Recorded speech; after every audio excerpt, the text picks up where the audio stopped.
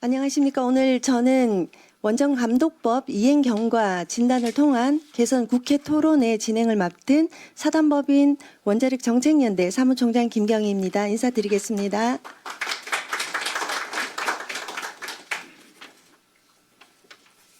오늘 아침에도 중동 전쟁의 뉴스를 보면서 여러분들이 정말 에너지 애국자이시구나 하는 생각을 하면서 저는 참 많은 생각과 또 많은 감사로 하루를 시작했습니다. 6.25 전쟁을 겪은 이후에 우리나라가 자원민국인 우리나라가 에너지가 최고인 세계 강국을 이루는 것에는 여러분들이 많은 비난과 많은 어려운 역경 속에서도 현장을 묵묵히 지켜와 주셨기 때문이라고 생각합니다. 현장에 계신 여러 기술사 여러분들 또 나라를 생각하시는 많은 분들께 다시 한번 감사하는 시간을 갖고 오늘 토론회를 시작하겠습니다. 원정감독법에 대한 10년의 시간을 오늘 되짚어 보면서 현실적인 재정비가 이루어질 수 있기를 진심으로 바랍니다. 더불어민주당 허성무 의원실과 한국수력원자력 노동조합 그리고 사단법인 원자력 정책연대가 함께 본토론회를 준비했습니다. 계속해서 귀한 시간, 귀한 걸음을 주신 분들 소개해드리겠습니다. 먼저 오늘 토론회를 주최해 주신 더불어민주당 허성무 의원님을 대신해서 정북원 수석보좌관님께서 참석하셨습니다. 한국수력원자력 노동조합 강창호 위원장님 참석하셨습니다. 자, 사단법인 원자력 정책연대 이중재 이사장님을 대신해서 박상덕 수석 부이사장님 참석하셨습니다. 네, 계속해서 고려대학교 노동대학원 권혁 교수님 참석하셨습니다. 자, 유봉희 한국입법정책연구원장님 참석하셨습니다. 김학노 전 한국원자력학회 회장님 참석하셨습니다. 다음은 019 법무법인 오르나늘 변호사님 참석하셨습니다. 자, 한전기술노조 위원장님이십니다. 김성도 위원장님 참석하셨습니다. 다음은 한전기술 노동이사님이십니다. 이동진 이사장님도 참석하셨습니다. 자, 많은 분들이 참석하셨습니다. 자, 시간 관계상 일일이 소개해드리지 못한 점 양해 부탁드리겠습니다. 자, 다음으로 대표 세미나를 주최해 주신 더불어민주당 허성무 의원님을 대신해서 정북원 수석 보좌관님께서 개회사를 해주시겠습니다. 오늘 의원님께서 직접 참석하셔서 그 개회사를 해 주셔야 되는데 오늘 부득이하게 그 산자위 위원님들 거의 대부분이 오늘 중국 상하이에 출장을 가셨습니다. 그래서 제가 대신 하게 된 점 널리 양해를 부탁드립니다.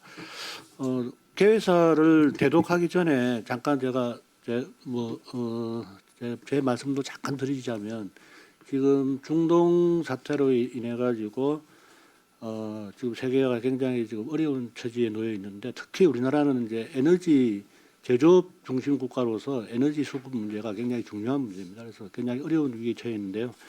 이 상황을 이제 일각에서는 그 1973년경부터 시작된 그 미국 중심의 어떤 페트로달러 체제가 지금 어떤 위기에 봉착했고 그것을 타개하기 위한 어떤 트럼프의 어떤 이제 전략의 일환이 아니겠느냐, 뭐 이런 이제 분석도 하는 측이 있습니다. 이제 그 예를 들면 73년에 이제 페트로달러 체제는 그 두 번의 이제 그 쇼크가 있었죠. 이제 그 베트남 전쟁으로 인한 그 닉슨 쇼크가 있었고, 그 다음에 그에 이어서 중동 전쟁이 터지면서 그 오일 쇼크가 터졌죠. 그래서 우리나라도 굉장히 어려웠었는데 그걸 타개하기 위한 일환으로 당시 이제 미 국무장관이었던 키신저가 그 페트로달러 체제라는 것을 만들어서 지금까지 이렇게 유지가 되어 왔거든요. 그런데 최근에 이제 중국이 부상하면서 이 체제에 대한 도전이 있었고 그걸 갖다가 무너뜨리기 위한 미국의 어떤 하나의 전략적 일환이 아니겠느냐. 물론 일부이겠죠. 다른 이제 물론 있습니다. 뭐 핵 문제도 있고 뭐 중동 어떤 그 안보 체제 문제도 있고 여러 가지 문제가 있지만 이것도 하나의 이제 원인이 될 수 있다. 그래서 지금 오늘 이제 그 중국에 가셨는데 산자위원들이 지금 중국의 부상이 도대체 어떤 것인지 지금 상하이 가면 AI라든지 반도체라든지 이런 첨단 시설 산업들이 밀집돼 있다고 하더라고요. 그런 것들을 아마 보시고 돌아와서 그 우리 이제 한국의 미래에 대해서도 한번 더 고민해 보자 이런 차원으로 가신 걸로 알고 있습니다.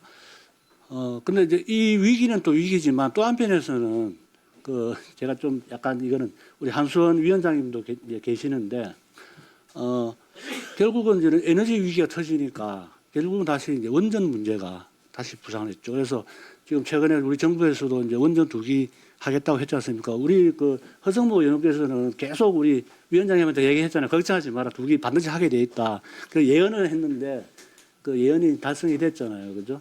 그래서 앞으로 이제 그 엊그제도 이제 우리가 이제 그 정부하고 정부 여당이 같이 해서 지금 그 TF를 2차에 걸쳐서 했는데 다음 주 월요일 또 3차 회의가 열릴 거고요. 거기서도 지금 현재 원전 가동률이 한 60% 정도 되고 있는 걸로 알고 있는데 이거를 빨리 수리를 해가지고 80%까지 올리고 이렇게 해서 지금 당면한 에너지 위기 사태를 빨리 이제 이렇게 해소를 해야 된다. 이런 이제 다각도의 노력을 하고 있습니다. 그래서 그 재생에너지뿐만이 아니라 이제 원자력 문제가 이제 그렇다고 해서 뭐 석탄을 다시 이렇게 할 수는 없기 때문에 그래서 중요하게 대두되고 있으니까 그런 점에서 오히려 어쩌면 위기가 또 기회일 수도 있고 하다는 생각도 이제 뭐 간단하게 해봅니다. 해보면서 개회사를 대독하도록 하겠습니다. 예, 안녕하십니까. 더불어민주당 창원시 성산구 국회의원 허성모입니다. 오늘 직접 찾아뵙고 인사드렸어야 했으나 산업통상자원중소벤처기업위원회의 출장 일정으로 참석하지 못하게 되어 매우 죄송합니다. 시작에 앞서 오늘 토론회 준비를 위해 애써주신 한국수력원자력 노동조합과 사단법인 원자력정책연대 관계자 여러분께 깊은 감사의 말씀을 드립니다. 우리나라 원자력 산업은 세계적으로 인정받고 있습니다. 그럴 수 있었던 이유는 현장에서 묵묵히 땀 흘려온 원자력 기술자들의 헌신과 노력 위에서 가능했던 것입니다. 그러나 지금 12년간 운영되어 온 제도 속에서 재산 등록, 취업 제한, 순환 보직 등 여러 규정이 다른 공공기관에 비해 상대적으로 엄격하게 적용된다는 현장의 목소리가 있습니다. 제도의 취지는 존중되어야 하지만 현장 기술자들의 사기와 전문성이 위축되어서는 안 될 것입니다. 지금 원전 산업은 새로운 도약의 기회를 맞고 있습니다. 원자력 산업의 더 큰 도약을 위해 오늘 토론회에서 나눈 논의들이 합리적인 제도 개선으로 이어질 수 있도록 국회도 책임 있게 논의해 나가겠습니다. 감사합니다.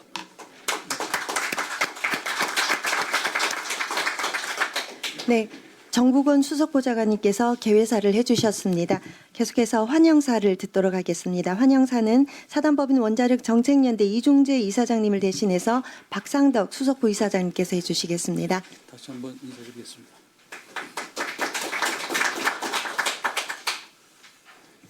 오늘 이 뜻깊은 자리를 마련해 주신 더불어민주당 허성무 의원님께 또 허성무 의원실을 지키시는 모든 분들에게 감사를 드립니다. 또한 우리 원자력의 앞길을 열기 위해서 늘 앞서 나가는 한국수력원자력 노동조합 강창호 위원장님께도 감사를 드립니다. 원래 오늘 이 환영사는 제가 하는 게 아니고 우리 정책연대 이사장이신 이중재 이사장님이 하셔야 되는데 개인 사정으로 불참해서 제가 대신 인사를 드리게 됐습니다. 뭐 여러분 잘 아시다시피 원전 감독법이 10년 됐는데 이게 악법입니다. 헌법에 걸리는 위헌 소지가 있는 핵심이 뭐냐면 원자력계에 근무하는 사람들은 잠재적 범죄자다라는 전제하에 만들어진 법입니다. 물론 그동안 여러 가지 상황이 있어서 개정이 안 됐지만 이제 실용을 내세우는 이재명 정부는 이 문제를 해결해야 됩니다. 실용이라는 게 뭐예요? 잘못된 것을 바로잡는 게 실용 아닙니까?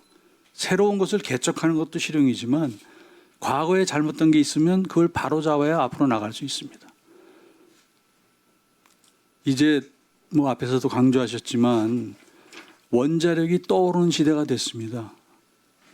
안보 면에서, 경제성 면에서, 환경 면에서 원자력을 대체할 만한 수단은 없습니다.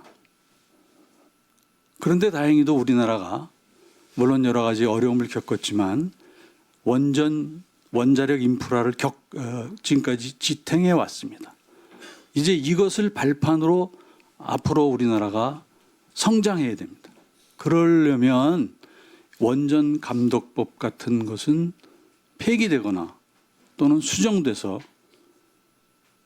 원전의 경험을 가진 기술자들이 자유롭게 자기 경험을 원자력 산업에 제공할 수 있는 그런 기회가 만들어져야 됩니다. 오늘 이 자리가 그런 의미에서 굉장히 뜻깊은 자리다. 그리고 여기서 이루어진 토론이 법을 개정하는 데까지 나갈 수 있도록 되었으면 하는 희망을 가집니다. 감사합니다. 네. 사단법인 원자력 정책연대 수석 부이사장님께서 네, 환영사를 해주셨습니다. 한전기술 우리 노조위원장님, 김성도 위원장님 짧게 말씀 부탁드릴게요.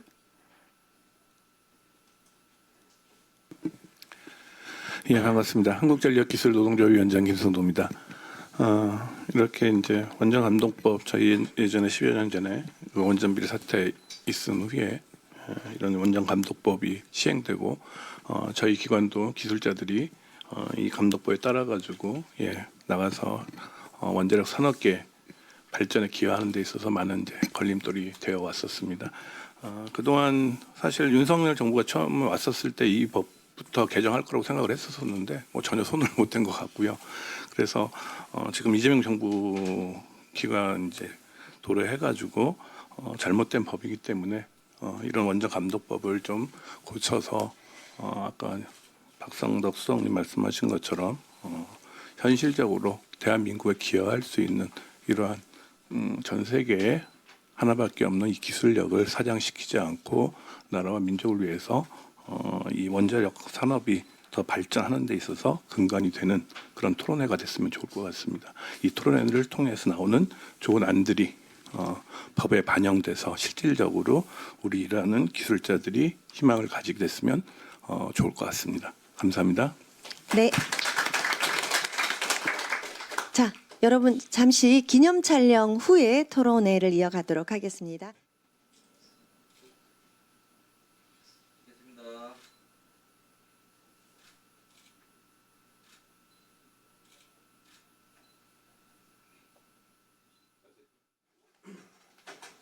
발제를 해 주실 분 소개해 드리겠습니다. 첫 번째 발제자이십니다. 한국수력원자력 노동조합 강창호 위원장님께서 원전감독법 이행 10년 진단이라는 주제로 발제를 해 주시겠습니다. 강창호 위원장님. 네, 안녕하십니까. 한국수력원자력 노동조합 위원장 강창호입니다. 제가 이제 먼저 발제를 하기 전에 정말 이런 내용에 대해서 이렇게 관심을 갖고 문제에 대해서 바로잡기 위해 직접 이제 법안을 다뤄주시는 정말 허성무 의원님, 제가 노동조합 당선되고 나서 제일 먼저 찾아갔거든요. 그 인연과 그다음에 원래 원자력을 사랑하는 애정을 가지고 계신 우리 의원님께서 이 부분에 대해서 직접 이렇게 오늘 토론회까지 함께 하시게 되어서 너무 기쁩니다. 그리고 우리 허성무 의원님은 오늘 토론회에 이어서 5월 6일쯤에 만우가, 그러니까 원자력을 통한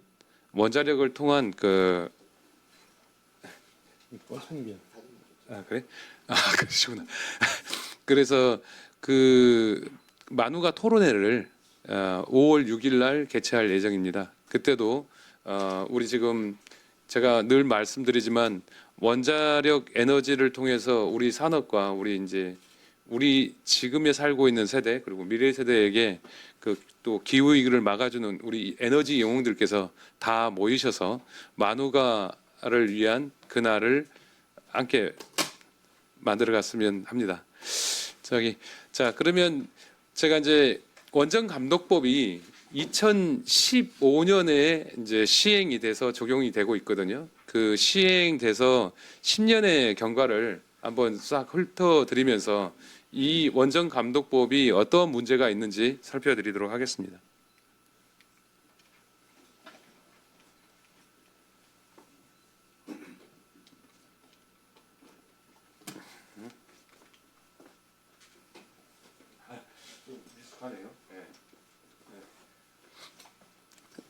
네, 저는 이런 사람이고요.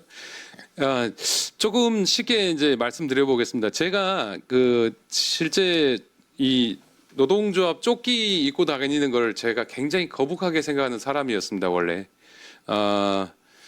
그런데 이 원전 감독법이 만들어지니까 제가 이제 제가 법을 좀 많이 좀 했거든요. 근데 이건 좀 문제가 있더라고요. 그래서 당시 제가 여기 보시면 여기 강창호로 이렇게 있는데 당시에 이제 그 세울 원자력의 노신관리 차장을 직무대행을 하고 있는 상황이었는데 제가 여기 헌법학회 계신 분들하고 이 문제를 진단을 했습니다. 그때 이 원전 감독법을 그때 누구하고 했냐? 우리 저 박정 의원님 지금 기후위에 계시죠? 아마 오늘도 중국 통이신데 박정 의원님하고 그 헌법학회 그 법학자님들 모셔가지고 2017년에 이 토론회를 했었습니다. 그래서 이제 법이 제도 자체가 어떻게 보면 산업이라든지 그런 것들이 온전하게 갈 수 있도록 해야 되는데 이게 형벌화되어 있는 그것이 정말 긍정적인 효과를 낼 수 있느냐. 그래서 원자력 안전을 위해서 이 법 제도가 기능을 하고 있느냐는 질문을 던짐으로써 그 문제를 이슈화를 했죠. 근데 당시에는 탈원전의 바람이 훨씬 셌습니다. 박정 의원이랑 함께 법학자들이 문제 제기를 했지만 그 실제로는 다 묻히고 말았거든요. 실제로 이제 해당 기사라든지 이 국회 도서관에 보면은 이 그 토론회 자료가 그대로 남아 있습니다. 그리고 오늘 다시 얘기하는 것은 저는 그렇게 생각을 합니다. 아까 그 환영사 축사에서도 말씀드렸지만 당연히 어떻게 보면 탈원전을 백지화하겠다는 분이 등장하면 이런 문제를 제도적인 것을 검토를 해야 되는데 사실 아무것도 안 했습니다. 아무것도. 그래서 지금 민주당에서 내에서도 그 탈원전에 대한 부분 진단을 제대로 하고 있습니다. 그래서 바로잡고자 하는 목소리가 더 커지고 있거든요. 그래서 민주당을 통해서 이 법의 문제를 전체적으로 진단을 하고 실체적으로 법 독소 조항에 대해서 개정이라든지 삭제를 해서 바로잡고자 하는 내용입니다. 일단은 원자력 그 감독법의 기원 배경은 이렇습니다. 간단히 이제 상식적으로 아실만한데 이런 그 원전 감독법의 풀네임이 엄청 깁니다. 풀네임이 엄청 길은데 이런 이름이 만들어지는 계기는 일단 후쿠시마 원전 사고가 있었고 후쿠시마 원전 사고가 있으니까 우리 그 국내 원전 산업에도 이런 사고가 일어날 수 있지 않을까라고 해서 특별 안전 진단을 실시하게 됩니다. 근데 그때 확인된 게 원전 설비의 그 어떤 개통이나 이렇게 근본적인 문제는 확인되지 않았고 거기서 원전 비리, 그러니까 그 품질 서류 문제, 그다음에 납품 관계에서 어떤 원전 비리, 그러니까 좀도둑을 이제 확인하게 된 겁니다. 좀도둑. 그게 이제 사실은 당시의 상황을 보면 박근혜 정부가 굉장히 그 국정원 농단 사건으로 인해서 이슈가 부각이 많이 되니까 이 원전 뉴스를 계속 헤드라인으로 아침 저녁 뉴스의 헤드라인으로 장식을 합니다. 그래가지고 이 원전 비리가 큰 이슈가 있고 나서 국민 불신이 생기니까 그 불신 유행을 따라서 당시에 만들어진 법이 이 원전 감독법입니다. 그래서 이제 제정이 되었는데요. 그래서 실제 2014년에 제정 발의가 되고 2015년에 됩니다. 그래서 이게 법명을 실체를 보면 이게 원전 감독법 줄여서 한 말이고요. 원전 비리 방지를 위한 원자력 발전 사업자 등의 관리 감독에 관한 법률. 그 전 세계의 법명칭에 비리라는 이런 단어를 직접 개입한 법안은 없습니다. 이 법이 유일합니다. 그러니까 너희들은 원전 사업을 하는 사람들, 너희들은 비리의 대상이고 그 비리의 대상에 대해서 관리 감독이 필요해라는 법입니다. 그래서 여기 보시면은 이제 개정 발의에 보면은 2013년, 그러니까 이제 원전 비리 뉴스가 계속 나올 때입니다. 그때 이제 정수성 국회의원, 여기는 지금 당시에 자유한국당 정도 있고요. 여기 김재남 의원, 그때 정의당. 여기서는 그냥 이 법안명에 비리가 안 들어갔죠. 근데 김재남 의원 어떤 분이시냐면 그 문재인 정부 때 그 청와대에 비서관도 하시고 지금 안전재단 이사장 하고 계십니다. 이분이 이렇게 했죠. 이렇게 이제 비리 방지를 위한 이 두 개 법안이 이제 그 상임위에서 병합이 돼 가지고 하나로 이제 원전 감독법이 탄생이 됩니다. 김재남 이분에 대해서 할 말이 많은데 주제 논점이 벗어날 것 같아서 제가 그냥 넘어가도록 하겠습니다. 원전 감독법의 전반적인 내용은 이렇습니다. 이제 7장으로 돼 있고 31개 조항이 있는데요. 이렇게 돼 있고요. 시행령 그다음에 그 해당 관리 운영 규정으로 시행 규칙으로 구성되어 있습니다. 오늘 좀 특별히 말씀드리고자 하는 내용은 이 원전 감독법의 독소 조항들, 지금 이제 저 말고 토론 발제하신 분들께서 구체적으로 말씀해 주시겠지만 이 임직원 재산 등록, 그러니까 공공기관 또는 공무원의 경우는 재산 등록 의무가 주어집니다. 근데 어느 정도 글레이드가 됐을 때 얘기인데 원자력 사업을 하시는 분에게서는 지금 한수원, 코펙, KPS, KNF, 그다음에 한전 일부까지 포함해서 이분들은 부장급, 그러니까 이직급부터 적용이 되게끔 되어 있습니다. 그리고 임직원 취업 제한, 그러니까 재산 등록을 하신 분들은 취업 제한이 됩니다. 은퇴하고 나서 3년 동안 동종업종에 취업이 제한됩니다. 17조 영리업리 금지, 이거는 뭐 공무원 관리 규정하고 유사한데 여기에 추가적으로 했고요. 여기 이제 31조 가중처벌은 원래 이제 그 뇌물수수나 이런 거 이제 횡령, 그러니까 이런 범죄에 있어서 이제 특가법이 적용되는데, 그러니까 금액이 올라가면 금액이 올라간 거에 대해서 특가법을 적용되게 되어 있습니다. 근데 그 특가법에다가 곱하기 1.5를 더합니다. 이게 또 추가적인 가중처벌이 된 거죠. 그러니까 일종의 특별법이라고 볼 수 있고요. 그다음에 그 범죄에 대해서 벌금 구형도 거기에 대해서 10배, 5배에서 10배를 추가할 수 있게끔 가중처벌 조항을 특별히 해놓은 겁니다. 그러니까 원자력 사업에 관여하는 사람, 너희들은 특별한 관리가 필요해. 왜냐? 비리의 대상이니까. 이렇게 정의해놓은 법이라고 볼 수 있습니다. 근데 특히나 이제 제가 굉장히 또 우려하는 조항이 뭐냐면, 안전 문화를 파괴하는 조항이라고 했는데 제 7조의 조직 인사 관리에 순환 보직이라는 단어를 기입해 놨습니다. 그래서 이때부터 저희가 그 강제 순환 근무로 해서 원전에 종사하는 사람을 뺑뺑이를 돌리는 겁니다.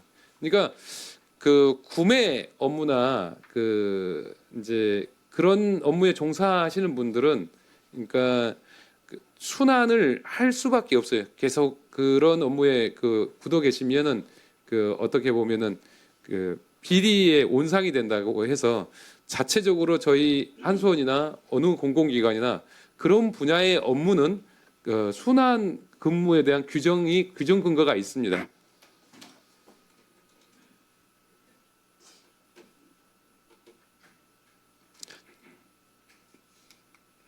네, 근데 여기에다가 특별하게 이 내용을 넣어놔가지고 지금 뭐 여러 가지 문제가 있는데 그 내용은 뒤에서 얘기 말씀드리겠습니다. 그래서 일단은 재취업 부분에 대해서 간단히 말씀드리면 지금 이제 이직급만 말씀드리겠습니다. 왜냐하면은 1직급 이상은 원래 이제 그 전통적으로 있는 법에 의해서 원래 재취업이 제한되게 정관예우 금지 조항으로 해서 안 되게끔 되어 있었는데 저는 지금 상황은 그 2직급 이상 그 1을 그다음에 1갑까지 임원이 아닌 이상은 다 재취업을 해야 된다는 보는 관점입니다. 근데 지금 이렇게 보시면 퇴직하신 분들 중에서 이 정도만 지금 재취업을 하고 있는 상황입니다. 근데 이제 3년 것만 이렇게 이제 여기서 보면은 3년 것만 보면은 아까 여기서 여기 478명 중에서 3년 학계로만 보면 이 정도 인원만 재취업이 되고 있다는 겁니다. 그러니까 나머지 분들은 치킨집 오픈해가지고 그 말아먹거나 좀 굉장히 그러니까 지금 제가 볼 때는 다시 말씀을 드리겠지만 지금 전 세계적으로 원자력에 대해서 인력에 대해서 스킬플레이션이라는 말이 생겼습니다. 왜냐하면 일할 사람이 없다는 거예요. 일할 사람이. 미국에서 원전을 지으려고 하는데 일할 사람이 없어서 계속 인력 스카우트를 하고 있습니다. 지금 그런 상황인데 우리는 지금 2직급이면 뭐냐면 하이바 쓰고 현장에서 일하는 사람이거든요. 그리고 모든 것을 관리 감독하고 그 기술적으로 총 그 집약이 되어 있는 인원을 그냥 집에서 놀게 하거나 치킨 굽게 만드는 겁니다. 그런 상황이고요. 지금 그 다음에 제가 우려했던 거, 우리 지금 계속 순환근무, 그러니까 뺑뺑이를 돌립니다. 현장에 있는 원자력 발전소 근로자를 뺑뺑이를 돌려서 고리에 있는 사람을 울진에 보내고 울진에 있는 사람을 월성이나 한빛에 보냅니다. 이게 무슨 의미냐면은 우리나라는 태초에 원자력 기술이 없었잖아요. 그래서 처음에 고리 원전 지을 때는 미국에서, 그다음에 월성 지을 때는 캐나다에서, 그다음에 울진 지을 때는 프랑스에서 다 노형이 다 다릅니다. 그리고 또 우리가 개발을 했죠. APR도 짓고 그걸 또 그 미국하고 컨소시엄에서 OPR도 만들어내고 노형이 다 다릅니다. 노형이 다르면 뭐냐면은 구조 설계가 다릅니다. 구조 설계도 다르고 그를 다루는 독도법도 다 다릅니다. 근데 고리에 있는 친구를 울진에 버려놓으면 고리에서 운전했던 친구가 운전 못합니다. 면허증이 거기서 다시 따야 돼요. 그리고 정비 절차서라든지 많은 차이가 있어서 그거 다시 공부해야 돼요. 근데 고리에서 10년 근무했던 친구가 울진에 가면 다시 새 마음으로 새 공부합니까? 인간적으로 우리가 사람이지 않습니까? 못하잖아요. 처지게 됩니다. 그러면서 여러 가지 문제가 발생했는데요. 지금 이렇게 강제 순환이 되고 있습니다. 뭐 이렇게 회사에서는 희망 순환 이런 단어로 표현하고 있는데 이거는 강제 뺑뺑이라고 보시면 되겠습니다. 그래서 이제 그 중에서도 저희가 이제 너무 또 이렇게 말씀드리면 우려하시는 부분이 있을 수 있는데 교대 근무자라든지 핵심 전문가라든지 이런 인원들에 대해서 이동을 강제 순환을 유예를 하고 있습니다. 근데 사람이 교대 근무를 계속 할 수 없지 않습니까? 젊었을 때는 배운다고 해서 할 수도 있지만은 나이 들고 건강도 안 좋으면 나와서 통상적인 근무를 하잖아요. 그럼 나오자마자 강제 순환의 대상이 돼서 날아갑니다. 그러니까 아파도 나오지도 못하고 궤도 근무를 끙끙거리면서 하는 사람이 너무 많습니다. 예, 뭐 이런 상황이 있고요. 아무튼 전반적으로 이 비리를 문제를 삼아서 원전감독법이 만들어졌습니다. 그러나 원전감독법이 발효된 이후로 지금 한수원의 경우는 11년 연속 국민권익위 종합청렴도에서 우수한 등급을 유지를 하고 있습니다. 그리고 전반적으로 우리 이제 예전에 원전 비리 같은 그러한 범죄 유형은 절대 없고요. 저희를 뭐 감독하겠다고 온 사람들이 지금 우리 점도둑 관리한다고 온 사람 뭐 산업부 관료들이 이제는 저희가 이제 예전에 좀 일탈한 인원들이 부품 몇 개 팔아먹었다면 지금 이제는 발전소를 통째로 팔아먹는 사람들이 많습니다. 산업부는 역시 스케일이 좀 큰 것 같아요. 네, 근본적으로 문제는 원전 감독법에서 지적했던 비리의 부분에 대한 거는 앞에 이제 구조적으로 여기 한번 다시 지적하면 여러 부분들 있잖아요. 이런 조항들에서 품질 프로세스라든지 구매 프로세스에서 다 바로 잡아졌습니다. 그리고 체계가 세팅이 완료가 됐습니다. 그래서 그런 일들이 일어날 수 없게끔 되어 있고요. 그래서 제가 이제 드리고 싶은 아까도 말씀드렸지만은 25년 10월에 이렇게 한국경제에서 나온 말입니다. 여기서 말하는 말이 원자력 인력이 너무 필요한데 인력이 없다. 그래서 스킬플레이션이란 말이 여기서 등장을 합니다. 지금 원자력을 짓고자 하더라도 지으려고 하는데 엔지니어가 필요한데 그 엔지니어가 부족하다는 얘기입니다. 그리고 지금 안전문화 관점에서 말씀드리면은 체르노빌 원전 사고가 나서 이후에 원자력에 대한 안전문화에 대한 얘기가 이제 대두가 되었고 그런 것들을 만들어 나가기 위해서 현장에 이 안전문화가 적용되고 있는데 사실은 이 원전 감독법 때문에 원전을 보유하고 있는 32개 국가 중에서 이 원전 종사자를 법령으로 순환을 강제하는 나라는 대한민국이 유일하고요. 실제로 순환을 하는 나라가 없습니다. 일본이 지어가고 있는 사람들 데려다가 자기 회사 내부에서 이제 현별로 돌리는 거는 있을 수 있지만은 우리나라처럼 이 각 지방의 오지에 있는 데를 또 뺑뺑이를 돌리는 거는 유일하다 이렇게 말씀드리겠습니다. 그래서 이런 이 안전 문화 그리고 종사자의 삶의 질을 저하시키는 내용이라고 볼 수 있겠습니다. 네, 마무리하겠습니다. 지금 뭐 늘상 제가 좀 말씀드리는데 47, 34, 11, 그러니까 미국이 AP-1000 원자력을 발전소를 짓는데 47조 원 듭니다. 프랑스가 EPR-1000 짓는데 프랑스 기술력으로 34조 원 들거든요. 우리 대한민국이 걔들보다 1.4배 큰 사이즈 APR-1400을 짓는데 11조 원이면 됩니다. 그만큼 우수한 능력을 가진 게 우리 대한민국입니다. 제가 좀 60, 70년대 아무것도 없던 나라가 지금 세계 최고가 된 원자력을 지금 마치 비리의 대상이라든지 이렇게 하면서 정말 말 그대로 제가 늘 말하는 에너지 영웅들에게 그에 맞는 합당한 대우라든지 그런 게 아니라 지금 말 그대로 그냥 얼마 전까지만 해도 우리가 적폐, 마피아라는 소리를 들어가면서 조롱단어망에서 이제까지 있었습니다. 그러나 지금 한미 투자 특별법을 통해서라든지 우리 대한민국의 원자력이 지금 세계로 뻗어나가야 되는데 이런 잘못된 제도 때문에 이렇게 우리 인력이 보십시오. 연도별로 자발적 퇴직자가 지금 점점 늘어나고 있습니다. 우리 회사 인원이 12,800명인데 2024년에 8명이 자살을 했습니다. 생각해 보십시오.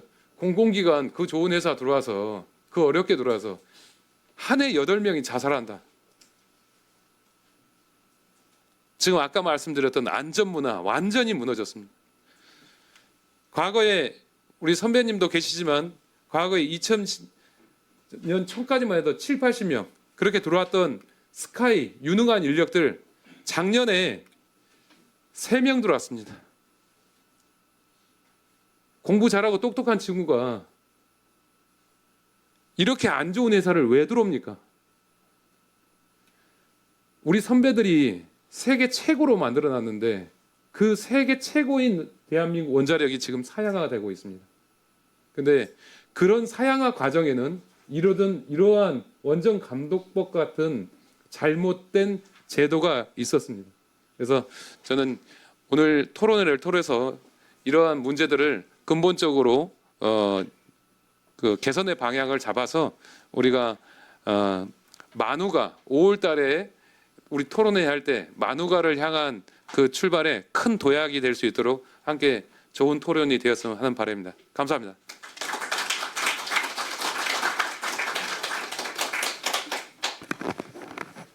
네, 강창호 위원장님께서 저 애절절한 그 주제 발표를 해주셨습니다. 저는 개인적으로 제가 그 교도소 교화 상담을 하고 있습니다. 저 한 10년 넘게 하고 있는데 제가 제가 그 교화를 하고 있었던 분 중에 한 분이 이 원전 비리로 구속을 되신 분인데 왜 이렇게 긴 형을 살게 되었는지가 정말 이분은 무슨 잘못을 했길래 이렇게 긴 구속 기간이 길까를 제가 궁금했어요. 너무 점잖은 매너가 좋으신 분이었는데 주로 저는 그 정신질환을 앓고 있거나 뭐 특수 폭행, 특수 강간, 뭐 굉장히 강절도를 하시는 분들을 상담을 했었는데 제가 상담을 한 분 중에 한 분이 너무 매너 좋으시고 점잖으신 분이 있어서 이분은 어째서 이렇게 구속 기간이 길었나를 제가 한번 확인을 해봤더니 조사를 받으러 오시면서 너무 무서워서 검찰청 앞에서 검찰청 그 문을 들어오는 순간에 조사받는 게 너무 무서워서 뒤로 돌아서 나가셨다는 거예요. 도주. 그리고 도주라는 가중처벌을 받으셨고 여기 지금 원전 감독법에서 가하는 가중처벌을 받아서 짧은 구속 기간이었는데 9년 6개월까지 구속이 되신 분을 제가 했는데 그 교화를 했었는데 그분은 또 특히 이제 도주라는 게 붙어서 특별면에 다 금지되시고 수임 번호의 번호표도 색깔이 다릅니다. 도주하신 분은. 그래서 그분이 그 수감되어 있는 기간 내내 이 번호표에 수감표에 색깔을 바꾸고 싶어서 정말 노력을 했고 오셔서 뭐 한옥기술사부터 시작해서 구속되어 있으신 기간 동안에도 기술사 자격증을 4개나 받으셨거든요. 그런데도 수감이 완료되실 때까지 이 수임번호의 색깔을 못 바꾸고 만기 출소하셨거든요. 그래서 이 원전감독법이 제가 참 남다르게 가슴에 절절히 와 있습니다.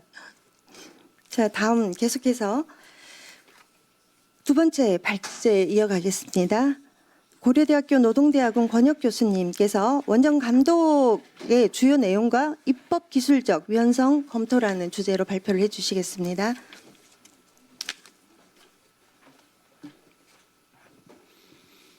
네, 반갑습니다. 방금 소개받은 고려대학교 노동대학원의 권혁 교수입니다. 제 주 전공은 노동법인데요. 원전과 관련돼서는 이제 원전안전법 그리고 잘 아시는 중대재해처벌법, 산업안전보건법 전부 개정 뭐 이런 일에 조금 참여를 한 적이 있습니다. 그래서 그렇게 낯설지는 않은데요. 앞서 우리 강창호 위원장님이 너무 절절하게 또 여러 말씀을 주셔가지고 저도 오늘 많이 배울 수 있었던 것 같습니다. 오늘 제가 말씀드릴 내용은 원전이라고 하는 것이 가지는 특수성 이런 관점이 아니고 규범을 설계할 때 입법자로서 고려돼야 될 고려사항이 어떤 것이 있는가, 그런 고려사항이 원전감독법에 충분히 반영됐다고 평가할 수 있겠는가 하는 관점에서 설명을 몇 가지 드리도록 하겠습니다. 우선 첫 번째는 아까 일부 설명이 됐습니다만 이 원전감독법이라는 게 왜 만들어졌는가.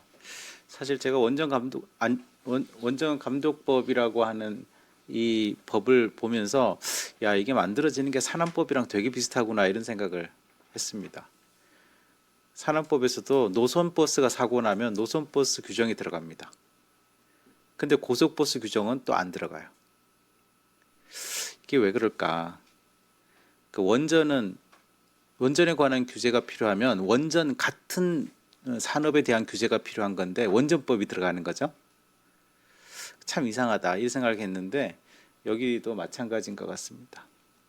그 다음 원전감독법의 입법 목적과 규율 수단 간의 어떤 대칭성의 문제, 그 다음 주요 규정에 있어서 어떤 내용이 우려스러운가, 경우에 따라서는 과도한가에 관한 문제, 그리고 그렇다면 어떤 대안이 필요한 것인가에 대해서 말씀을 좀 드리겠습니다. 앞서 발제가 좀 길었기 때문에 저는 상대적으로 좀 짧게 말씀을 드리겠습니다.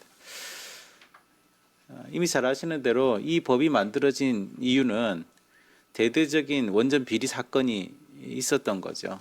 이것이 국가적으로 볼 때에도 굉장히 큰 충격을 줬던 것도 사실이고 마침 그때 이제 큰 사고가 있었기 때문에 더더욱 사회적인 반향이 컸던 것 같습니다. 우리나라는 이런 사회적 반향이 크면 그에 상응하는 사법적 조치가 있어야 조금 여론이 진정되는 측면도 좀 있는 것 같아요. 어쨌든 이때 상당한 많은 관련자들이 형사처벌이 되었고요. 이때 형사처벌의 이제 죄책은 뇌물, 사기, 업무방해, 일반 형법상의 규정이 적용이 된 것 같습니다. 이런 어떤 일반 형법상의 처벌이 이루어지고 나니까 여전히 부족한 거죠. 원전이라고 하는 이슈가 사회적으로 굉장히 큰 공분을 일으켰기 때문에 여기에 상응하는 새로운 입법의 필요성, 특히나 원전 사업에 종사하는 산업에 종사하는 종사자들에 대한 비리를 특별히 예방하고 특별히 제재하기 위한 입법의 필요성이 대두가 된 것 같습니다.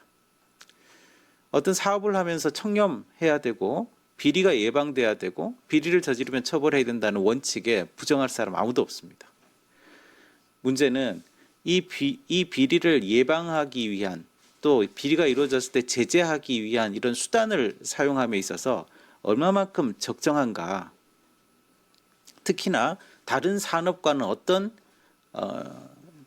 평등이라는 관점에서 다른 산업과는 어떤 차이가 있는가 하는 것도 더불어서 고려가 돼야 되는 것이죠. 그리고 기본적으로는 원전 안전성이라고 하는 그런 관점에서 보면 이제 그 원전이기 때문에 이런 비리가 발생해라고 하는 고유한 특수성이 있으면 모르겠는데 수력에서도 이런 문제가 생길 수 있고 건설 부분에도 이런 문제가 생길 수 있고 그 비리의 유형이 굉장히 일반적인 산업 아주 큰 산업에 있어서 중후한 산업에 있어서 얼마든지 계약 관계에서 비리가 생길 수 있는 문제인데 굳이 왜 원전만 이런 질문이 든다면 이건 입법 기술적으로 문제가 있는 겁니다.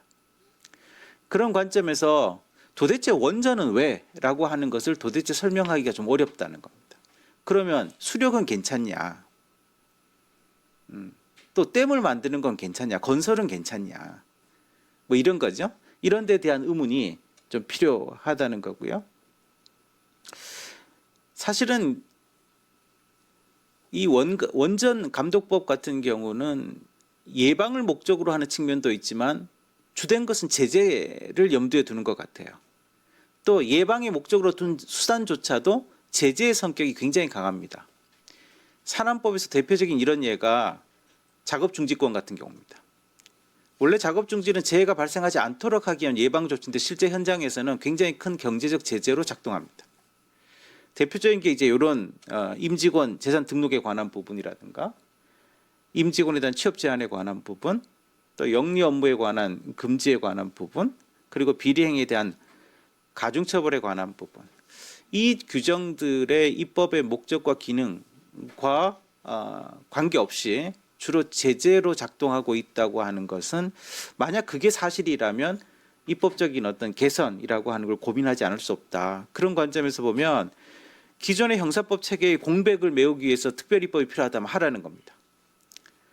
근데 문제는 그 특별입법의 필요성이 없다면 일반형법으로 돌아가는 것이지 원전의 어떤 특성이 어떤 것인가를 설명하지 않고 바로 특별형법으로 가는 것은 좀 과한 측면이 있다. 또 더불어서 이런 어떤 형사법 체계의 공백을 메우기 위한 법이라고는 하지만 개별 규정이 가지는 수단과 목적 간의 비례성이라고 하는 관점에서 다시 한번 재검토가 필요한 부분도 있는 것 같다.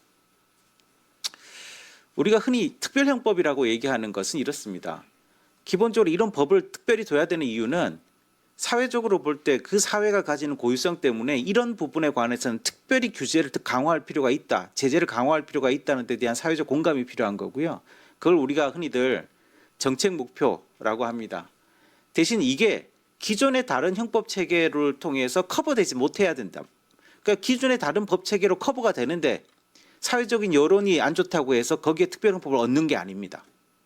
그러니까 기존의 법 체계에서 명백한 입법 훈결이 있고 여기 이 분야에 대한 특별한 규제 필요성이 별도로 존재하는 이유가 설명되기 때문에 이런 경우에 이제 특별형법이라는 규율 체계를 우리가 설계할 수 있는 거죠. 대신 형법이기 때문에 사법적인 형벌을 부과하는 규정이라고 하면 여기에는 매우 엄격한 입법 기술이 필요합니다. 왜냐하면 모든 사람이 자칫하면 이 법에 의해서 범죄자가 되기 때문입니다. 사실 이 형사정책적으로만 보면 우리나라 형법 체계에서 가장 큰 고민이 과범죄화입니다. 다시 말하면 웬만하면 다 범죄의 별을 달고 보는 이런 일은 없어야 되잖아요. 그래 가능하면 형벌을 부과하지 않으면서 이 문제를 제재를 하고 이 문제를 예방할 수 있는 가장 좋게는 예방하는 이런 방법이 뭘까를 고민해야지 되는데 사실 이 당시에 이제 특별형법 형식으로 규정이 들어온 거죠. 첫 번째 고민은 이렇습니다. 이게 기존의 형사법 체계에서 충분히 가능한데 특별형법을 따로 둔 건가 하는 데 대한 고민입니다. 두 번째는 만약 그렇다면 원전이라고 하는 특정 분야가 도대체 어떤 비리가 그런 원전에서 발생된 비리가 도대체 건설에서 발생된 비리하고 어떻게 다른가? 만약 그게 비리의 속성이 같다라고 하면 건설 분야 종사자들도 마찬가지로 이 법에 적용이 되는 게 맞는 거죠. 근데 이제 이 원전에 종사하는 그 종사자들의 비리는 도대체 어떤 특성이 있는가 하는 데 대한 고민이 담겨야 되는데 만약 그렇지 않아 버리면 어떤 문제가 생기냐면 수력은 괜찮은데 원전만 문제되는 거니까 종사자만 문제되니까 이게 평등이라고 하는 관점에서 규율이 과연 잘 설계됐느냐에 대한 의문이 들 수밖에 없는 거죠. 더불어 특별형법은 형법이기 때문에 아주 기초적인 형사법 원칙을 지켜야 됩니다. 첫 번째는 보충성의 원칙입니다. 다시 말하면 다른 일반 규정을 통해서 해결이 될 수 있는 건데 다시 규정을 하는 것은 이거는 보충성 원칙에 반하는 거고요. 두 번째는 형사법이기 때문에 여러분들 너무 잘 아시게 죄형 법정주의입니다. 저 행동이 나쁘다 하더라도 우리가 그런 감성적인 판단이 들더라도 법에 명확하게 명문의 규정이 없으면 처벌하지 않는다가 원칙입니다. 그런 점에서 이 규정은 대단히 명확해야 됩니다. 제재를 수반하는 법 규정은 매우 명확해야 됩니다. 명확하다는 말은 구체적이면서 가능하다면 계량적이어야 됩니다. 그런 점에서 굉장히 모호하거나 일반적으로 해석될 수 있는 포괄적 규정을 두는 것은 이런 명확성 원칙에 부합하지 않는 것이죠. 그다음 형벌은 최후 수단으로만 작동을 해야 됩니다. 아까 말씀드린 대로 과범죄와 범죄가 막 넘쳐나도록 만드는 거 이거는 지양돼야 되고 바람직하지 않은 거죠. 사실 이 문제 때문에 우리 노동법 영역에서는 우리 근기법이며 여러 법 체계에 형벌 규정을 두고 있는 것에 대한 근본적 의문이 제기되는 경우도 있습니다. 왜냐하면 노동형벌이라고 하는 것이 과거에는 다른 행정 제재가 없었으니까 형벌을 뒀지 지금은 다른 제재 유용한 제재가 많은데 굳이 형벌을 둬서 사법 절차를 거치게 해서 상당 기간을 이제 소송의 어떤 어려움을 겪게 만드는 게 이게 옳은 일인가에 대한 고민도 좀 있는 거죠. 그래서 노동형벌이 지나치게 많다는 평가도 있듯이 사실 형벌이라고 하는 수단을 쓰는 것은 최후 수단으로 활용하는 것이 맞다. 그다음 이제 구속 요건이라는 거하고 제재 사이에 비례성이 있어야 됩니다. 그러니까 저 정도 되면 이 정도 형벌이 가는 것이 상식적으로 맞지라고 하는 데 대한 확신이 있어야 됩니다. 근데 예컨대 수력에서의 비리는 1년으로 처벌받는데 원전의 비리는 5년으로 처벌받는다 그러면 거기에는 그 이유가 분명히 설명이 돼야 되는 건데 그런 부분이 설명이 되고 있냐 그런 말이에요. 그런 점에서 비례성 원칙도 더불어서 고민이 돼야 됩니다. 구체적으로 보면 이렇습니다. 첫 번째, 임직원의 재산 등록에 관한 규정입니다. 제14조인 거죠. 공기관 같은 경우에 사실은 공공 업무를 수행하기 때문에 사실 공공기관은 국가의 업무를 민간의 틀을 통해 가지고 국가의 공적 업무를 수행하도록 하는 겁니다. 그러니까 잘 아시겠지만 공공기관은 이익이라는 수익이나 영리라고 하는 개념이 없는 거죠. 그래서 공공기관 경영평가를 할 때에도 반드시 적자가 났다고 평가가 나쁜 건 아닙니다. 또 흑자가 나도 너무 나면 더 큰 문제죠. 이게 이제 공공기관이 가지는 특수성인데 그런 관점에서 어떤 공적 부분, 공적인 어떤 책무를 지는 것은 틀림없이 인정이 될 수 있다. 다만 임직원의 재산 등록이라고 하는 것은 굉장히 중요한 사적 어떤 정보입니다.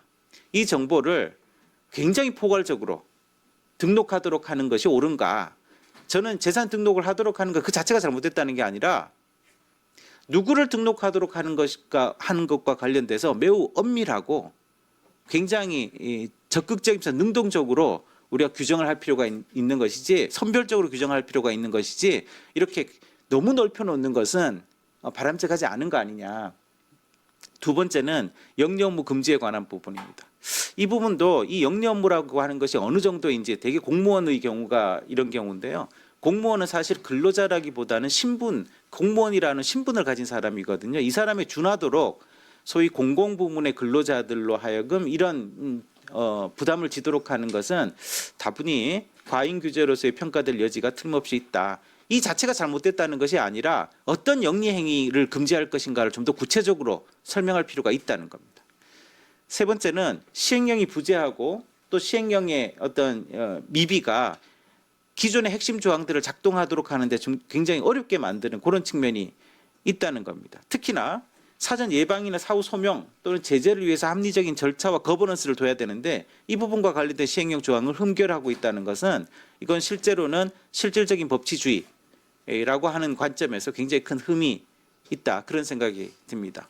제15조 규정이 임직원 취업 제한에 관한 규정인데요. 지금 공무원들 같은 경우에 이런 규정이 적용이 되고 있고 공직자윤리법이죠. 이런 규정이 적용되고 있는데 보통 우리가 입법 기술적으로 보면 이렇게 사후에 취업이 제한되는 경우가 민간 기업도 일부 있습니다. 예컨대 비밀 업무를 종사한다든가 특별한 기술을 가지고 있는 사람이 예컨대 퇴직 이후에 다른 경쟁업체에 취업 못하도록 하는 규정이 있습니다. 근데 이런 규정들을 만들 때에는 사유재산권 침해 여지가 있기 때문에 항상 입법 기술적으로 항상 고려해야 되는 게 대상 조치입니다. 우리 헌법재판소가 명확하게 얘기하고 있죠. 다시 말하면 이런 취업 이후에 퇴직 이후에 이런 부담을 지면 거기에 상응하는 생계 유지 수단을 보장해 줘야 됩니다. 그런 대상 수단, 대상 조치가 존재하지 않으면 일방적인 부담이 되는 거죠. 그렇기 때문에 그런 대상 조치 없이 임직원 취업 제한을 무조건 걸어놓는다라는 것은 굉장히 신중해야 됩니다. 굉장히 신중해야 됩니다. 우리 판례에서 경쟁 사업장에 기술자가 취업하는 걸 금지하도록 하는 규정을 뒀을 때 그 규정이 유효한가, 노동법상 유효한가를 따질 때 우리 법원이 명확하게 얘기하고 있죠. 그러면 취업하지 못하는 기간 동안 어떤 대상 조치가 준비되어 있는가. 비밀을 유지하라고 요구하는 것도 마찬가지입니다. 그런 관점에서 우리가 고민해야 될 부분이 있다. 가중처벌이라고 하는 것도 감성적으로 와닿을지 모르지만 그 구체적인 구성 요건이 매우 명확해야 됩니다. 그런 면에서 죄형 법정주의의 평등 원칙 관점에서 가중의 근거가 명확하게 드러나야 된다고 하는 거. 근데 이것보다 더 중요한 것은 이런 믿음입니다. 이런 가중처벌 규정을 두거나 우리가 중대재해처벌법이 가지는 지금 가장 큰 고민도 마찬가지입니다. 굉장히 많이 제재를 가하면 이런 일이 발생하지 않을 거라는 소위 제재를 통한 예방, 이게 굉장히 유용한 수단인가, 여기에 대한 근본적 의문이 있습니다. 그러니까 과거에는 사형을 먹이면 살인죄가 줄 거라고 생각했는데, 지금 일반적인 학살의 접근은 이런 위화력에 의존하는, 제재에 의존하는 예방 효과는 거의 미미하다는 거죠. 그런 관점에서 이 가중처벌이라는 게 만약 예방의 목적에도 기여한다라고 생각하고 이런 규정을 뒀다고 하면, 이거는 좀 아주 시대에 맞지 않는 그런 어프로치가 아닌가, 그런 생각을 해봅니다. 법 체계적인 정합성과 관련돼서는 원전안전법, 또 광산안전법, 이런 법이 있죠. 이게 원전안전법도 있는데, 이 안전법하고 소위 원전감독법 사이에서 이원화된 구조, 여기에 상호 충돌은 없는지, 이런 관점에서 양 법을 단일화된 통일적인 규정으로 두는 것이 어떻겠는가 하는 고민도 더불어서 할 수 있을 것 같습니다. 요약하면 이렇습니다. 현재 우리 원감법이 과연 입법 목적의 정당성과 당위성에도 불구하고 그 수단을 제대로 사용하고 있는가, 이런 관점에서 뭐 이 법이 그 자체로서 악법이라기보다는 이 법을 어떻게 개정해서 바로잡을 필요가 있는지에 대한 고민이 필요해 보이고, 그런 의미에서 규제 수단이 가지는 합헌성을 좀 더 적극적으로 고민해 볼 필요가 있다. 두 번째는 아까 모두의 그런 말씀 주셔서 저도 이제 같은 생각이었는데요. 하필이면 원전 산업에 종사하는 사람들은, 저 사람들은 비리를 저지를 태세에 놓인 사람처럼 느끼게 만듭니다. 왜 하필이면 원전이어야 되나? 정말 그런 공공성이 필요하다면 그런 공공성이 필요한 영역에 저런 어떤 예방 대책이 규정이 되는 것이 맞는 것이지, 마치 원전 산업에 종사하게 되면 좀 있으면 범죄를 저지를 것 같은 이런 느낌을 줬다면, 이거는 굉장히 큰 종사자들에 대한 인격권 침해다. 마지막으로 법 체계 정합성 문제도 우리가 진지하게 고민을 해볼 필요가 있다. 왜냐하면 법 규정이 제대로 작동하도록 하는 것이 중요하고 실효적으로 작동하는 것이 중요한 것이지, 상징적 의미로 강한 처벌만을 규정하는 것이 유용하게 작동하는 건 아니기 때문에 그렇습니다. 그런 점에서 우리가 깊은 고민이 향후에도 있었으면 좋겠다, 그런 말씀을 드립니다. 감사합니다.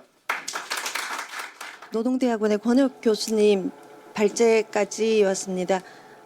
왜 원전이어야만 하는가에 굉장히 가슴이 확 와닿았습니다.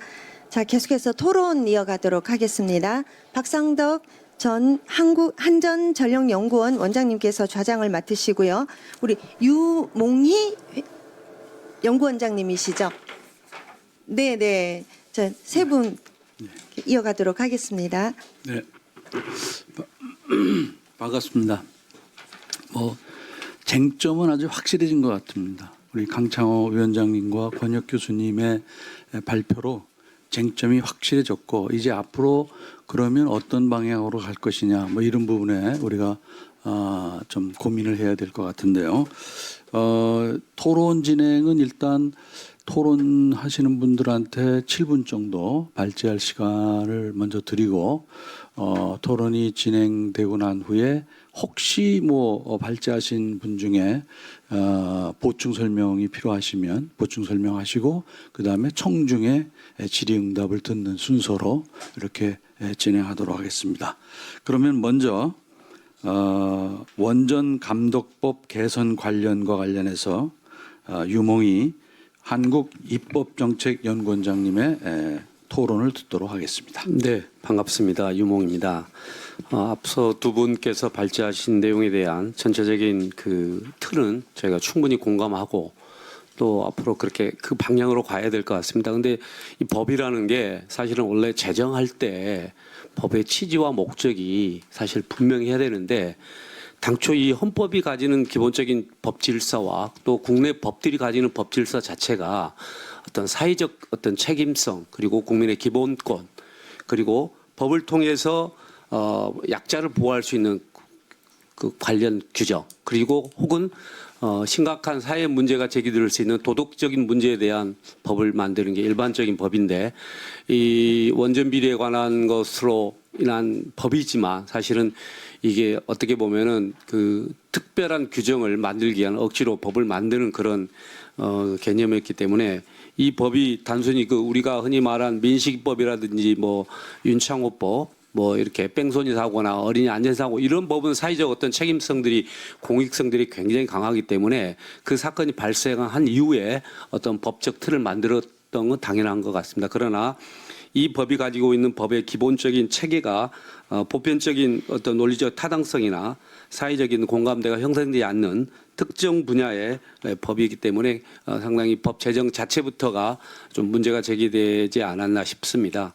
그리고 이제 법이라는 게 일몰제가 있습니다. 일몰제. 법 기간이 어느 정도 그 목표가 달성되면 법이 없어지는 일몰제가 있는데 흔히 그러니까 우리가 조세 같은 거, 조세 특례법은 일몰 조항이 있습니다. 거기에 일몰 조항에 맞춰서 그 법이 없어지는 거거든요. 그다음에 우리가 그 간통죄나 호주죄 이런 것도 다 이제 사회적 어떤 상황에 따라서 이게 다 없어졌지 않습니까? 뭐 국가보안법은 통합되어 있고요.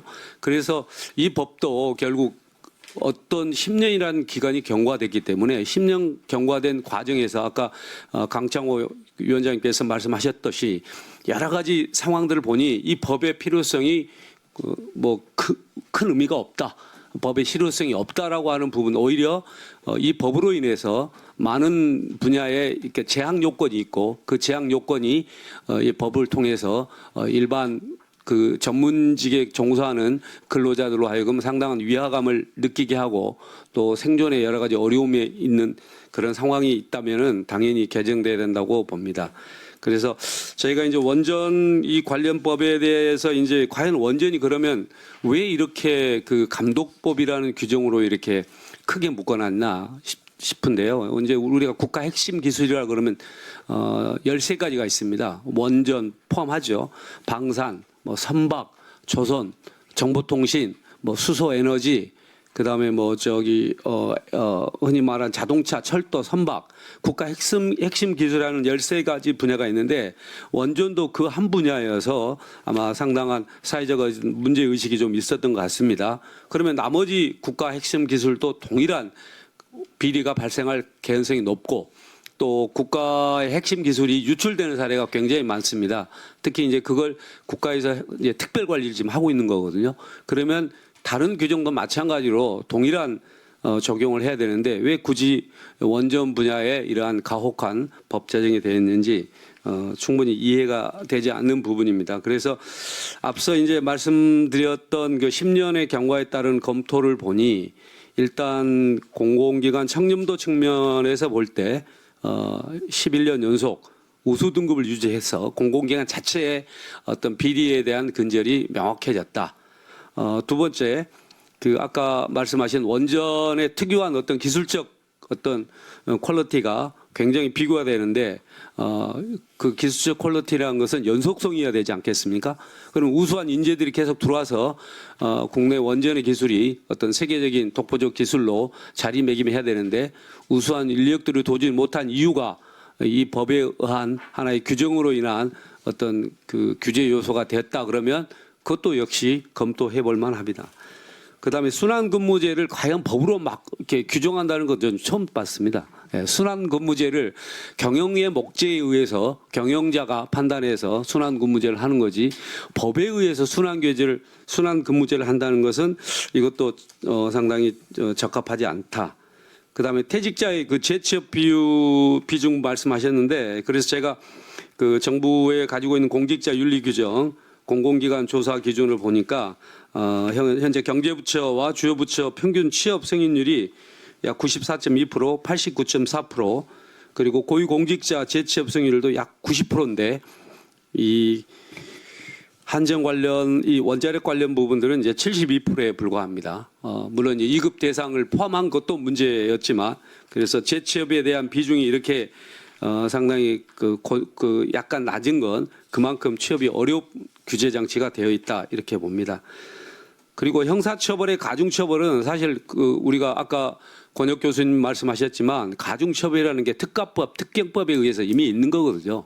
그러니까 사회적 비리가 심각한 범죄 안에서 특가법을 적용하고 또 5억 이상일 경우에 특경법을 적용해서 가중처벌하게 되는데 여기에 이 규정까지 넣어서 원전 비리 부분들에 관한 가중처벌을 한다는 것은 아까 말씀하신 그 발제자분께서 말씀하신 어떤 법의 형평성, 처벌 규정을 구체적으로 명시하지 않으면서 이렇게 과혹하게 하는 것은 이현성 여부까지 있다 이렇게 봅니다. 근데 임직원의 재산 등록은 아까 말씀하셨듯이 사실 재산 등록 자체가 왜 하느냐라는 근본적 이유를 따져봐야 됩니다. 재산 등록을 통해서 내가 취업하기 전에 재산과 재직 과정의 재산에 현격한 차이가 있어서 그것이 과연 어떤 부의 축적, 비리나 이런 걸로 인한 어떤 그 축적이 여부를 확인하기 위한 취지가 강한데 이 부분에 대해서 굳이 민간 기업까지 이렇게까지 그 재산 등록에 관한 규정을 하는 것은 상당히 기본적인 재산 등록 취지에 부합하지 않는다 이렇게 저는 판단합니다. 그래서 원전 감독의 개정은 반드시 이루어져야 되는데 이재명 정부 출범하고 나서 규제 샌드박스가 여러 형태로 지금 제기되고 있습니다. 그래서 저는 이 규제 샌드박스의 혁신 방향을 고려해서 기존의 안전 관련 규제는 더 강화시켜도 뭐 여부가 없겠습니다만은 인력 운용이나 협력업체에 대한 규제형, 가중처벌, 재산 등록 이런 건 반드시 개정해야 된다라고 생각합니다. 그래서 안전 규제는 강화하고 산업 경쟁력 확보 차원에서 규제는 합리적인 방안으로 개정해 원전 산업의 경쟁력과 공공성을 확보하는 방향으로 반드시 우리 존경하는 허성무 의원님께서 반드시 5월달에 발의하시면 아마 대부분의 국회의원님께서 공동 발의해서 이 법이 꼭 통과되기를 기대하고 저도 열심히 지원하겠습니다. 감사합니다. 네, 감사합니다. 조목조목 법의 문제점과 개선 방향까지 제시해 주셔서 아마 앞으로 입법하는데 좋은 참고가 되리라고 생각을 합니다. 시간도 잘 지켜주셔서 감사드립니다. 두 번째 발표는 원전산업진흥과 안전을 저해하는 원전감독법의 실태 점검과 개선 방안에 대해서 김학로 전 한국원자력 학회장님의 토론이 있겠습니다. 네, 감사합니다. 앞서 들으셨겠지만 2015년도부터 시행된 원전감독법 원전 운영과 관련된 투명성을 강화하기 위해서 도입되었지만 현재 이렇게 따져보니까 우리가 지금 원전 생태계가 죽어있던 걸 지금 복원시키는 일도 굉장히 급합니다. 이 기술 경쟁이 가속화되는 상황에서 이 원전감독법이 원자력 산업 진흥의 발목을 잡고 현장의 실질적 안전을 저해한다는 지적이 현장에서 제기되고 있습니다. 이에 따라 저는 현재 무엇이 문제인가 실태 점검을 한번 살펴봤습니다. 원전감독법은 규제와 처벌 중심의 조항이 많아 기업의 활동 위축과 산업 경쟁의 약화를 초래하고 있답니다. 첫 번째로 엄격한 자격 요건과 복잡한 감독 절차로 인해 역량이 있는 중소 중견기업들이 원전 시장 진입을 기피하게 만들고 있답니다. 결국은 신규 업체의 유입을 막아서 공급망 복구의 걸림돌이 될 수도 있습니다. 그리고 산업부 원안이 지금 기후부가 되겠죠. 등 감독기관의 중복 점검으로 인해 현장 직무자들의 행정 부담이 가중되고 실제 기술 개발이나 품질 향상에 투입될 자원이 낭비되고 있는 것으로 파악하고 있습니다. 현장 안전관리 저해 실태를 보면 안전위에서 만든 법이 현장의 실질적인 안전 역량을 떨어뜨리는 부작용을 낳고 있는 것으로 파악했습니다. 실질적으로 이렇게 강화된 법률에 따라 일을 하다 보면 형식적 업무 추진과 이 서류화에 시간을 많이 뺏기는 일이 많다고 봅니다. 저도 원자력 분야에서 40여 년을 근무해 봤습니다만 처벌이 강화되면 강화될수록 실질적으로 피상적인 서류 작성에만 몰입하지 현장에서 정말로 필요한 일에는 시간을 덜 쓰는 게 현실입니다. 또한 전문 인력들이 작은 실수나 행정적 과실에도 엄청난 책임을 묻는 이런 구조 탓에 회피하는 일들이 많이 발생됩니다. 따라서 정말로 필요한 일에 인력 공동화 현상이 발생하고 있습니다. 그리고 이런 규제가 심화되면 심할수록 조직이 융합되고 조화롭게 운영돼야 되는데 굉장히 경직되게 운영되는 게 현실입니다. 시간 관계상 맺은 말을 하도록 하겠습니다. 원전감독법은 도입 당시 원전 비리 근절이라는 명확한 목표가 있었으나 현재 원전 강국으로의 재도약을 위해서 원전 비리 방지라는 입법 취지는 살리되 이제는 규제 중심에서 지원과 실질적 안전 확보 중심으로 법적 패러다임을 바꿔야 한다고 봅니다. 비리 방지는 시스템으로 하고 안전관리는 데이터 기반 과학으로 산업진흥은 혁신으로 해서 과거의 불신에 기반한 처벌과 복잡한 절차가 강화되었다면 앞으로는 데이터에 기반한 효율적 감독과 신기술 맞춤형 지원으로 바꾸었으면 합니다. 감사합니다. 네, 아주 짧고 굵게 잘 말씀해 주셨습니다. 40년간의 원전 산업 관련 경험을 통해서 조직 문화에 주는 영향, 이 법이 조직 문화에 어떤 영향을 주는지 깊이 검토해 주셨습니다. 감사드립니다. 시간을 너무 앞당겨 주시는 것 같은데요. 네, 고맙습니다. 다음은 마지막으로 원전 르네상스 시대의 합리적 법 개정 방향에 대해서 공일규 변호사님께서 발표해 주시겠습니다. 네, 안녕하십니까. 발표문은 참고해 주시고요. 앞서서 여러 가지 문제점에 관해서 많은 발제자 두 분과 토론자분들이 말씀을 해주셨는데, 이 법은 사실 태생적으로 근본적 한계가 있는 법입니다. 원전 비리가 사회적 이슈가 됐을 때 어떻게 보면 어떤 근본적 해결책을 마련하기보다는 보여주기식으로 이루어진 입법이기 때문에 그 만들어진 경과 자체가 한계를 가질 수 있는 법일 수밖에 없다고 생각이 되고요. 그래서 현재 이행 경과 진단을 통해서 확인되는 크게 문제점을 크게 세 가지로 보면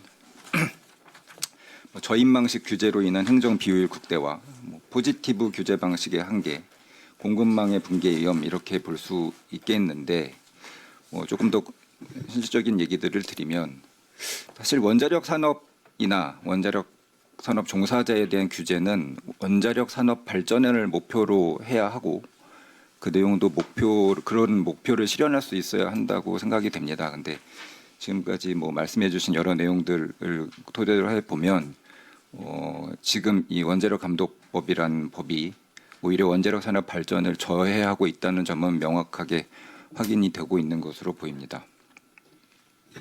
그런 점에서 개정이나 조정의 필요성은 충분히 인정된다고 할 것이고요. 가장 많이 제기되는 문제점이 왜 다른 공공기관들도 많은데 원자력 발전 공공기관에 대해서만 특별한 규제가 부과되어야 하는가에 대한 의문은 해소되지 않고 있는 것 같습니다. 그리고 만약에 그런 규제가 필요해서 특히 여러 가지 종사자들이 재취업도 안 되고 영리 행위도 못하고 여러 가지 규제가 있는데 그런 규제를 하려면 원자력 산업에만 특별히 필요해서 그런 규제를 하려면 역으로 그 처우 면에서도 더 특별한 대우를 해주고 그런 규제를 해줘야 되는 거 아닌가 하는 생각이 드는데 그런 거 없이 규제만 부과하는 것이 과연 합리적인 입법인가라는 의문은 있습니다. 그리고 제가 법을 하는 사람으로서 가장 황당한 규정이 이제 가중처벌 규정인데요. 제가 이제 이미 뇌물죄라는 형법상 규정이 존재하고 특정 범죄 가중처벌 등에 관한 법률에서 가중처벌 술의 액수의 기준으로 가중처벌을 하고 있습니다. 3천만 원 이상 5천만 원 미만이면 5년 이상, 이런 5천만 원 이상 1억 원 미만이면 7년 이상, 수뢰액이 1억 원이 넘으면 무기징역도 받을 수 있습니다. 이렇게 이미 충분히 가중처벌을 하고 있는 상황이고, 근데 왜 또 가중처벌이 필요하는 의문도 있고요. 무엇보다 이제 공공기관 종사자를 뇌물죄로 처벌하는 건 형법상 원래 뇌물죄 규정은 그 대상이 공무원을 전제로 하는 규정입니다. 근데 이제 공공기관 종사자에 대해서도 어떤 비리를 방지할 목적에 의해서 법에서 공공기관 종사자를 공무원으로 의제하는 규정을 둬서 어떻게 보면 예외적인으로 공공기관 종사자를 공무원에 줄여서 처벌하는 규정인데, 지금 이 원전감독법상 감독 그 가중처벌 규정에 따르면 오히려 그 뇌물죄 적용 대상인 공무원보다 예외적으로 준용인을 받고 있는 그 원자력 공공기관 종사자가 더 크게 처벌을 받게 되는 규정이어서 뭐 주객이 전도된 규정이라고 보입니다. 이런 여러 가지 문제점이 있기 때문에 충분히 개정이 검토되어야 한다고 생각하고요. 합리적 그 법 개정을 위한 4대 뭐 전략으로서 제가 한 4가지 정도를 써봤는데, 결국은 비리 방지라는 소극적 목적을 넘어서 안전하고 경쟁력 있는 산업 생태계 조성이라는 적극적 목적으로 재정립되어야 할 것으로 보입니다. 첫 번째로는 리스크 기반의 선별적 규제 체계를 도입할 필요가 있을 것 같습니다. 모든 협력 업체를 일률적으로 감독하는 대신에 부품의 안전 중요도, 비리 발생 가능성을 수치화해서 감독의 강도를 차등화해야 한다고 보이고요. 이것을 위해서 원전 기여도와 리스크 등급에 따른 차등적 관리 제도를 법제화해서 저위험군 업체에게는 자율 규제를 부여하고 고위험군에게는 현장 밀착형 감독을 시행하는 효율화를 기할 필요가 있을 것으로 보입니다. 그리고 스마트 감독 플랫폼의 법적 근거를 마련할 필요도 있어 보입니다. 이제는 사람이 서류를 검토하는 시대를 지나서 데이터가 스스로 부정을 탐지하는 시대로 가야 합니다. 이것을 위해서 구매 계약 품질 증빙 전 과정을 디지털화하고 이를 실시간 모니터링할 수 있는 원전 통합 공급망 관리 시스템 구축 의무를 법에 명시할 필요가 있을 것으로 보입니다. 그리고 징벌에서 예방과 지원으로의 조문 전환도 검토해 볼 필요가 있습니다. 비리는 처벌로 막는 것이 아니라 비리를 저지를 필요가 없는 환경을 조성함으로써 막아야 할 것으로 보입니다.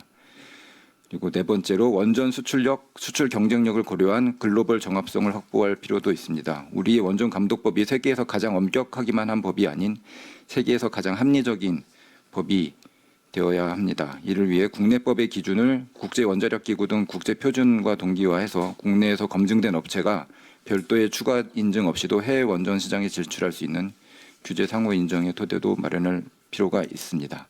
제가 여기 차마 쓰지는 못했는데 사실 제 실제 진짜의 솔직한 의견은 원전감독법은 폐기해도 무방할 것으로 생각되고요. 원전감독법에 도입된 여러 가지 규제 장치들이 꼭 필요하다면 현재 있는 공공기관 운영에 관한 법률에 공공기관 전체에 적용되는 수준으로 합리적으로 도입을 하는 걸로도 충분하지 않을까 생각이 됩니다. 결론으로 결국은 이제 그게 폐기든 개정이든 그 법의 개정이 원자력 산업의 발전을 도모할 수 있는 방향으로 추진되기를 바랍니다. 이상입니다. 네, 감사합니다. 3대 문제점과 4대 핵심 전략을 말씀하셨는데 특별히 저는 제가 주목한 것은 리스크 기반으로 가자. 그리고 스마트 AI겠죠. AI를 이용하자. 이런 것은 현재 우리가 직면하고 있는 미래를 잘 제시해 주신 게 아닌가 그런 생각을 하게 되고요. 특별히 앞에 우리 권혁 교수님도 말씀하셨지만 법적 제약에 따른 손해가 있을 때는 보상을 해야 된다. 퇴직 후 몇 년 동안 일을 할 수 없게 했다면 그거 보상해라. 이거 굉장히 마음에 듭니다. 어떻게 노동조합에서 그런 거 발제할 생각 없어요? 한 손이 보상하면 되잖아요. 네? 다른 기관들 민간회사 보면 1년에 상당히 많은 돈을 주더라고요. 취업 제한이 걸릴 경우에. 그러니까 취업 제한을 걸었으니까 한 손이 또는 정부가 누군가가 지불해야 될지 모르지만 한 1억씩 1년에 1억씩 퇴직 후 한 3, 4년 보장해 주면 좋겠습니다. 예? 하여튼 그래서 토론은 끝났고요. 토론은 끝났고 혹시 발제자 두 분의 보충 발언 있으시면 해주시기 바랍니다. 위원장님, 아까 제가 토론한 것 중에 데이터 수치가 아까 우리 장창호 위원장 말씀하니까 공직자 취업 관련 비중이 네. 보니까 이게 2025년도께 아니라 3년치가 통틀어 되어 있더라고요. 그래서 비율을 따져보니까 한 19.5%밖에 안 되네요. 재취업 비율 재취업이 승인이. 20%가 안 정정 되네요. 한번 네. 해주시기 바라고요. 예. 제가 한 가지 더 부연하고 싶은 건 이 법을 이렇게 바꾸거나 폐지하려면 이 공감대 형성이 되지 않습니까? 예. 근데 이제 이런 그 원전 감독법의 이런 그 어떤 규정들이 그 전혀 지금 오픈되어 있지 않고 또 우리끼리만 이렇게 논의되는 구조를 빨리 벗어나서 예. 이게 언론을 통해서 혹은 어떤 취재를 통해서 이게 좀 구체한 데이터까지 쫙 명시해서 좀 홍보를 해서 공감대를 만들어 놔야 발의하신 의원님도 네. 이 부분에 대한 어떤 명분을 명확하게 가져가는 게 필요할 것 같습니다. 네. 그 점을 꼭 좀 유념해서 방법을 짧은 기간이지만 꼭 공론화하고 공론화하고 언론의 보도를 통해서 예. 명분을 쌓는 게 구체화해서 중요하다. 명분을 꼭 찾아야 될 것 같습니다. 네. 네, 감사합니다. 두 분 뭐 추가 발제하실 거 있어요? 아니 저기 아까 그 보상 얘기 말씀하셔서 그러니까 헌법에서 보장하는 기본권을 이제 특정 이제 법에서 제한해서 그 기본권 그러니까 평등권부터 어떤 노후의 생존권까지 이제 제한하는 거니까 이건 국가의 법에서 제한하게 되면은 그거를 보상하는 게 당연한 겁니다. 네. 그래서 우리가 이제 뭐 지역의 이제 발주법 같은 경우는 지역에다 원전을 짓거나 발전소를 지으면 지역 주민한테 킬로와트당 얼마 정도의 지역 지원을 하거나 뭐 시설세라든지 세금을 납부하는 것처럼 만약에 이 법을 지금 우리 공율규 변호사님께서 말씀하신 대로 폐지가 안 되고 유지를 시킨다면 헌법의 가치에 따라서 그 보상 체계를 마련을 해야 되는 것이 그게 법 원칙에 맞다고 봅니다. 그래서 아무튼 지금 유명희 원장님께서 아까 이 법이 지금 우리가 지금 이런 얘기로 해서 진행되는 것이 게 아니라 법 개정이라는 것을 가려면은 어떤 국민적 소통, 공감대가 만들어져야 되는데 이것도 이렇게 토론을 하자고 직접 말씀을 해주셔가지고 그 허성무 의원님실에서 이렇게 같이 하자고 해서 이렇게 열려야 되는데 다시 한번 우리 허성무 의원님 그리고 함께 계시는 정부건 수석부장님께 다시 한번 감사드립니다. 예. 네. 혹시 권혁 교수님 뭐 하실 말씀 있어요? 예, 뭐 오늘 제가 많이 배웠고요. 다만 이 법이 이제 참 애쓰시긴 하는데 참 개정되긴 어렵겠다 싶긴 합니다. 왜냐하면 청렴하자는 법을 왜 바꾸냐 뭐 이런 프레임에 갇히면 문제는 이제 그 목표 자체가 잘못됐다는 게 아니라 그 수단이라고 하는 것이 문제라는 걸 좀 더 적극적으로 부각을 시켜야 될 것 같고요. 그 수단이 특히나 문제되는 이유는 뭐 디테일하게 합법적으로 어떤 보상 조치 뭐 이런 건 변론으로 하더라도 원전 산업에 종사하는 근로자들의 사기가 떨어져 있다고 하면 그래서 주눅이 들었다고 하면 이게 지속 가능한가? 모든 산업에 종사하는 근로자들은 스스로 자신의 직업에 자부심을 느끼도록 해야 되는 거 이게 이제 노동법의 기본 원리입니다. 이런 관점에서 적어도 이 수단이 이런 이 원전 감독법의 수단이라고 하는 것이 그 지향점의 타당성에도 불구하고 그 종사하는 근로자들의 사기를 떨어뜨리고 있다고 하는 점, 이 점에서 충분히 좀 개선이 돼야 될 필요가 있겠다 그런 생각을 더불어서 하게 됩니다. 감사합니다. 예, 감사합니다. 자, 이제 청중 분들로부터 의견 또는 질의를 하는 시간을 갖도록 하겠습니다. 손을 들어주시고 말씀해 주시기 바랍니다.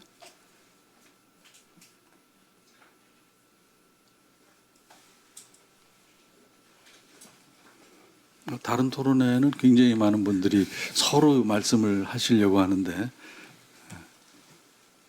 오늘은 너무 매끄럽게 잘 진행이 된 것 같습니다. 네? 없어요? 예. 좋습니다.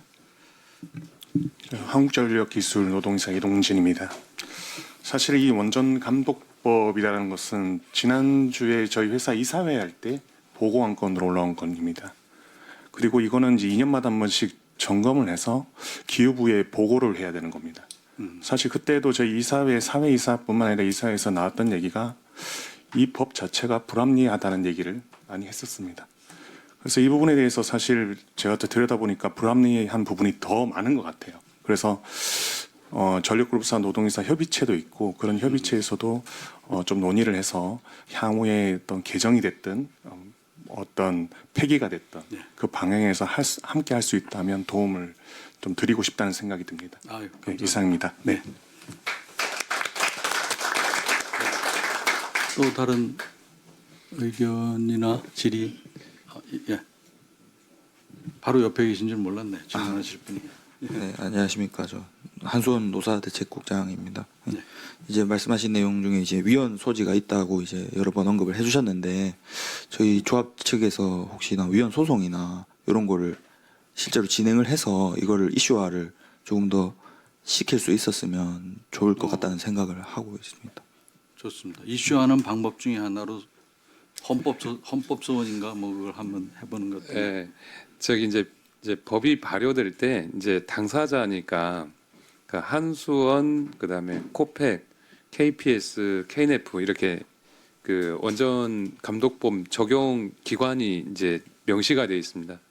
예, 당사자 적격 문제로 해서 해당 내용에 대해서 위헌 소지가 있게 되면 그 헌법소원 그 청구를 할 수 있는 당사자가 됩니다. 근데 그게 제정한 지 1년 기간이 있거든요. 그래서 당시에 이제 에피소드니까 한번 얘기해 드릴게요. 그러니까 2015년부터 제정이 됐잖아요. 그래서 그 내 1년 이내에 그걸 해야 되는데 그 제가 2015년부터 이걸 들고 다녔어요. 그래가지고 그 한수원 이제 그다음에 전력기술 그다음에 이제 아까 KPS, KNF인데 전력기술하고 한수원은 이제 당사자 원전 비리도 저질렀던 사람들입니다. 원전 비리를 이렇게 전체에서 한 60여 명 이제 구속됐거든요. 그 60여 명 중에 이제 한수원이 대부분이고 코펙도 상당한 인원수가 있었어요. 근데 KPS하고 KNF는 원전 비리의 대상해서 한 사람도 들어간 사람이 없어요. 그래서 이 사람들이 원전 감독법의 존재를 모르더라고요.